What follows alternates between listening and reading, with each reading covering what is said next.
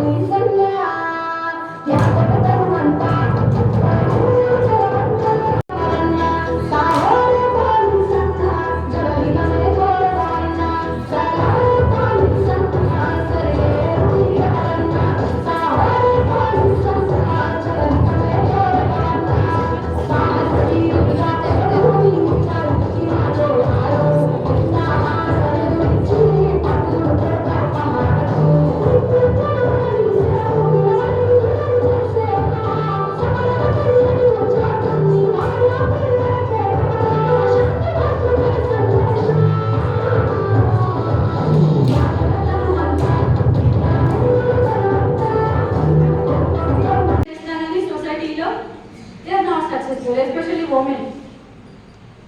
Women కి multi tasking అన్నమాట.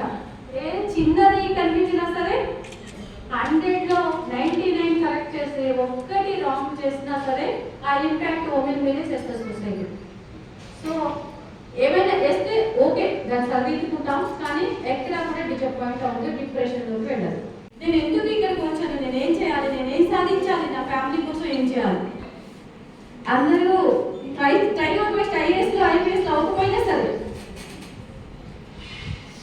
మీకు మీరు సెల్ఫ్ కాన్ఫిడెన్స్తో మీ లైఫ్ని సక్సెస్ఫుల్గా లీడ్ చేస్తే you are always IAS IPS.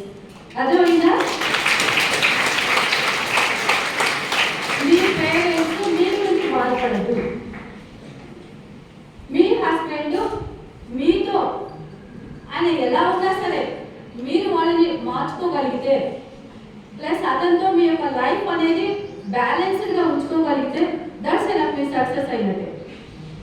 So మీకు ఇప్పుడే ఎందుకు చెప్తున్నారు అనుకుంటారేమో, ఇంకా ఆఫ్టర్ 2-3 years 4 years తర్వాత మ్యారేజ్ అవుతుంది కాబట్టి ఒకటి నేను చెప్పేది ఏంటంటే ఎడ్యుకేషన్ మీ యొక్క ఎర్నింగ్స్, మీ యొక్క స్టేటస్ అన్నీ ఓకే. కానీ మళ్ళీ ఫ్యామిలీ లైఫ్కి వచ్చేసరికి మీ మదర్ని రోల్ మోడల్ తీసుకోండి. వాళ్ళు ఎలా డీల్ చేస్తున్నారు, ఫ్యామిలీలో ఏ విధంగా చేస్తున్నారు, వాళ్ళకి ఎడ్యుకేషన్, ఎర్నింగ్స్, ఎకనామిక్ కండిషన్స్ లేకపోయినా కూడా వాళ్ళు ఓకే. కానీ ఇవన్నీ ఉన్న వాళ్ళు ఇంకా చాలా కేర్ఫుల్గా లీడ్ చేయాల్సి వస్తుంది.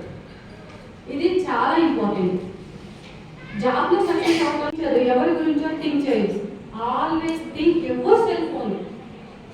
నేను ఈ రోజు ఎలా ఉన్నాను, రేపు ఏం చేయబోతున్నాను.